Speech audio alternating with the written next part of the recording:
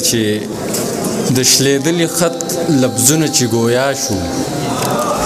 د شلیدلي خط لفظونه چې ګویا شو هله پوه شوم چې هر سره تبا شو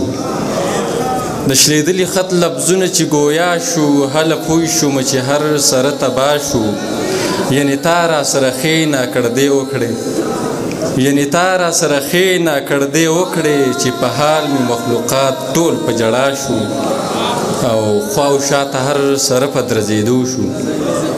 خواو شاته هر سره په رپېدو شو د مینو زړونه چرته به درزا شو نزدېکت شدت له لاړو چې جدا شو نزدېکت شدت له لاړو چې جدا شو وخته څومره احسانونه دي په ما شو نزدېکت مننه جي نزدېکت شدت له لاړو چې جدا شو وخت څومره احسانونه دي په ما شو د یارانو راته بیا ضرورت پیښ شو د یارانو راته بیا ضرورت پیښ شو موده پس چې راښکاره په لور زما شو او اخري شعر دی چې زه چې دواړه خودکشي وکړو ساروانه زه چې دواړه خودکشي وکړو ساروانه دلته مړه به شو او هلته به پیدا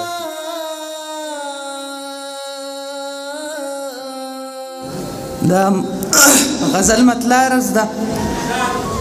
نزاکت نور څومره وي ما پکې لیدلې اوبه نزاکت نور څومره وي ما پکې لیدلې اوبه ستا په مرۍ کې تلې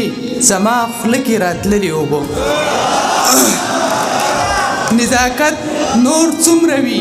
ما پکې لیدلې اوبه ستا په مرۍ کې تلې زما خوله کې راتللې اوبه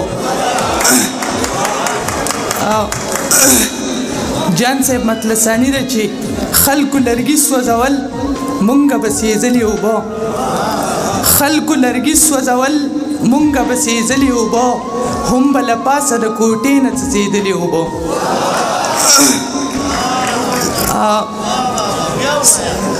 خلکو لرګي سوځول مونږه به سېځلې اوبه هم به له پاسه د کوټې نه څڅېدلې اوبه او سل فوټه لاندې نشته خدایه هغه رحم وکړه سل فوټه لاندې نشته خدایه هغه رحم وکړه چې یو ماشوم خپې ټکولې زیږېدلې اوبه سل فوټه لاندې نشته خدایه هغه رحم وکړه چې یو ماشوم خپې ټکولې زیږېدلې اوبه سل فوټه لاندې نشته مننه سل فوټه لاندې نشته خدایه هغه رحم وکړه چې یو ماشوم خپې ټکولې زیږېدلې اوبه قیس صاحب دا یو شعر دی چې ماته یې هسې ستا د مخ کندوړۍ یادې کړلې ماته یې هسې ستا د مخ کندوړۍ یادې کړلې چې په تالاب کې د باران شاملېدلې اوبه ماته یې هسې ستا د مخ کندوړۍ یادې کړلې